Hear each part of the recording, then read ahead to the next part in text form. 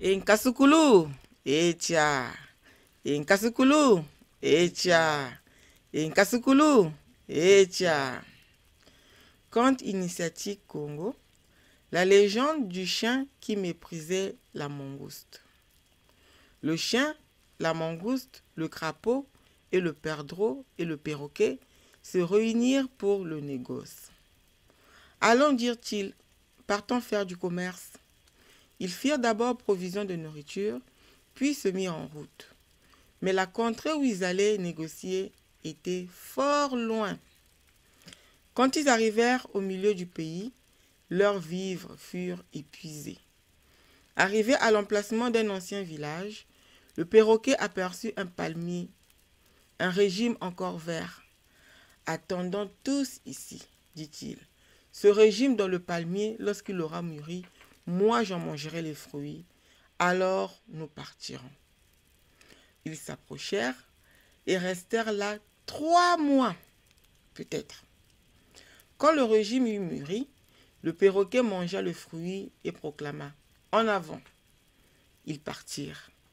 Après avoir longtemps marché, ils arrivèrent à mi-chemin.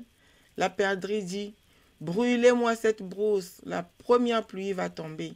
L'herbe poussera, j'en mangerai, après nous partirons. » Ils brûlèrent la brousse, la première pluie tomba, la nouvelle herbe poussa, la perdrix en mangea.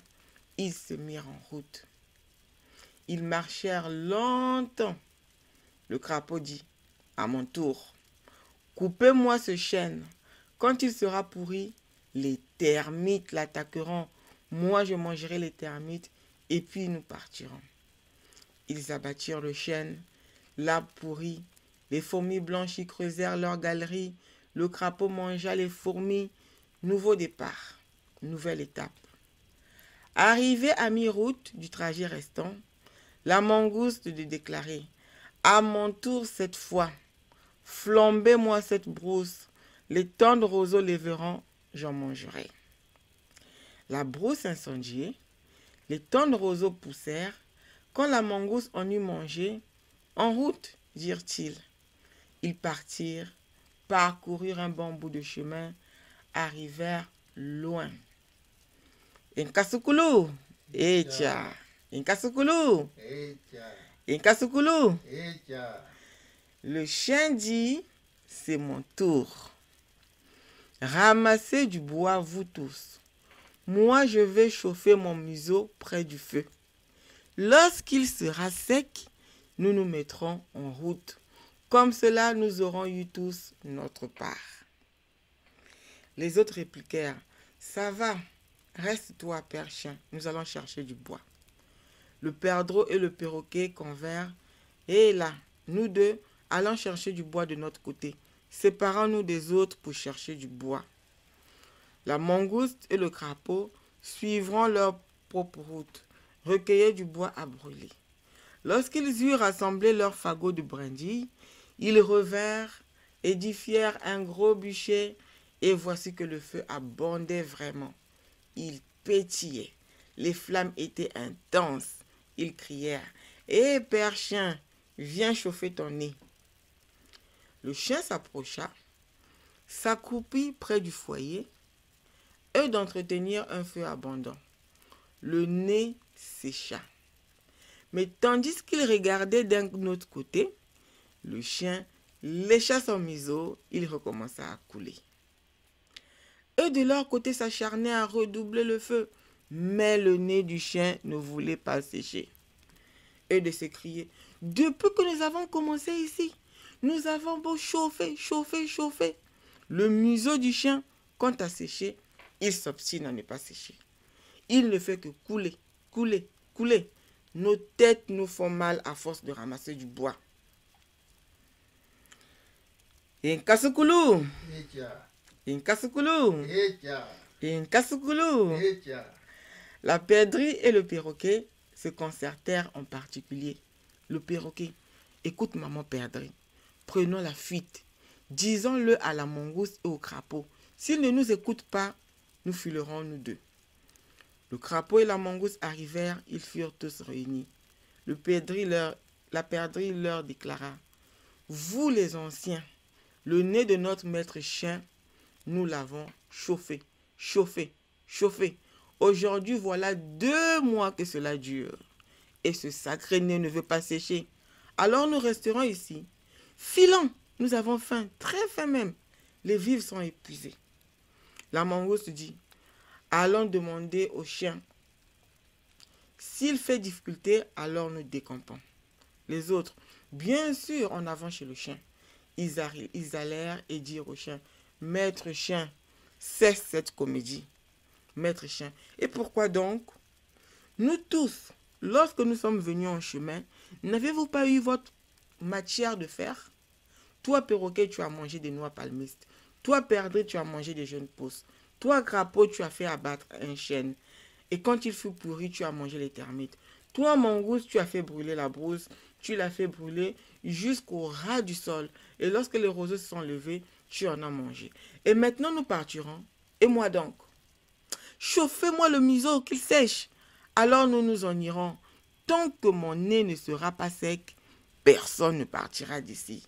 Inkasukulu! Inkasukulu!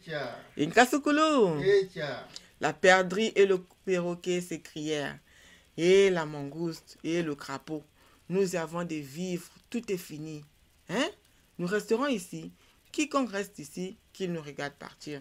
Que celui qu'il prend, qu'il le mange. La perdrix et le perroquet s'envolèrent dans le ciel. Le crapaud et la mangouste détalèrent à terre. Le chien grogna: quoi? Vous tous, vous avez déjà mangé? Alors moi, quand je suis en train de me chauffer le museau, vous ne persévérez pas, vous décampez. Je m'en vais suivre la route de la perdrix et du perroquet. Mais tandis qu'ils les poursuivaient, ils firent route en l'air. Le chien se dit: non, pas cela. Si je m'acharne à les suivre, peine inutile. J'en reviendrai comme un niais qui s'en aille. Ma foi, je vais suivre la trace de la mangouste et du crapaud. Lorsqu'il arriva à la porte du crapaud pour le saisir, celui-ci étant rempli d'écailles, le chien s'écria: ah non, c'est là. Voilà une mort inutile. Il abandonne le crapaud à son sort et se lance à la poursuite de la mangouste. S'acharne à sa poursuite, attrape la mangouste et la tue.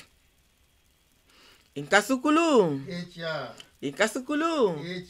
Inkasukulu! Lorsqu'il eut mangé, le chien se fit ce sermon: tout notre clan des chiens, partout où il ira, quand il rencontrera avec le clan du gibier de forêt, que ce soit dans le clan de la mangouste, que ce soit dans le clan d'autres bêtes, qu'il les chasse dans des siècles, oui, que nous soyons ainsi à leur égard. C'est la devise du chien, qu'il chasse les bêtes sauvages. Depuis ce jour-là, le chien est en dispute avec la mangouste et ils ne s'entendront plus jamais. Une mangouste qui rencontre un chien est morte d'avance, elle ne vivra plus. Là où étaient partis la perdrix et le perroquet, tous deux conclurent un pacte d'amitié. Un jour, le perroquet dit: maman perdrix, allons nous promener au village abandonné, peut-être que nous y trouverons nous notre régime de noix palmistes. Le perdrix répliqua: entendu mon cher, allons-y. Lorsqu'ils arrivèrent au village, la perdrix découvrit dans un grand et beau palmier un régime qui y pendait. La perdrix s'écria: cher perroquet, va, monte sur ce palmier, va égrener des noix, nous en mangerons. Le perroquet: allons-y ma chère, toi tu restes au pied du palmier. Ils s'y rendirent, le perroquet monta, arracha les noix, tandis qu'il mangeait, et il en jetait à la perdrix qui se trouvait à terre. Celle-ci en mangea aussi. La perdrix supplia: liez, maître perroquet, donne-moi encore des noix, ce ne sont que de toutes petites que tu me jettes. Les grosses, c'est toi qui les manges. Inkasukulu! Inkasukulu! Inkasukulu! Le perroquet répliqua: approche du tronc, viens prendre les noix, je vais te les lancer. La perdrix s'avança au pied du palmier en disant: Alors, maître perroquet, jette des noix de palme, me voici. Le perroquet en arracha, visa la perdrix là où elle s'était approchée et jeta des noix de palme sur les pattes de la perdrix. Celle-ci devint rouge. La perdrix, hé, quoi? Dit-elle. Vois-tu, maître perroquet, comme tu m'as arrangé aujourd'hui, mes pattes sont devenues rouges. Sapristi, c'est toi qui es le seul coupable. Le perroquet, parbleu, par ma mère, je suis ici, au-dessus du palmier. Je ne me rends compte de rien. J'étais jeté des noix sans mauvaise intention. Je n'étais pas visé, parbleu. La perdrix se dit en elle-même, je serais une sotte si je ne lui répondais pas du tic au tac. Je me vengerai, je vais cacher une noix dans mon pagne. Allons, maître perroquet, dit-elle, descends vite, nous partons, n'est-ce pas? Le perroquet de dire, j'arrive, je descends. Il se mit à descendre et lorsqu'il sauta à terre, la perdrix de l'empoigner. Ils se battirent longtemps. La perdrix saisit un bâton qui s'abattit sur la tête du perroquet et enfin sur son bec. Celui-ci s'étant tourné en bas se trouva être crochu. Le perroquet, malheur de moi, dit-il, tu m'as défiguré, mon bec était tout droit et voici qu'il est devenu crochu.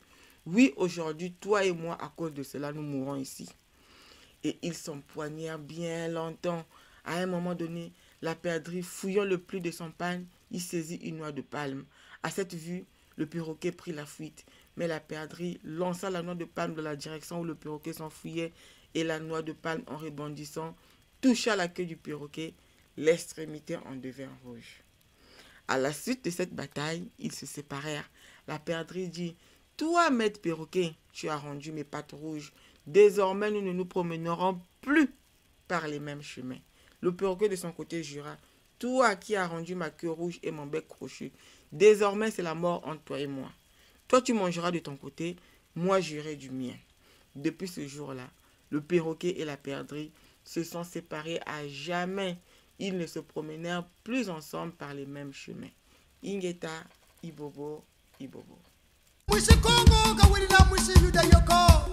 Bidu totuka mungi piti mwe kipata.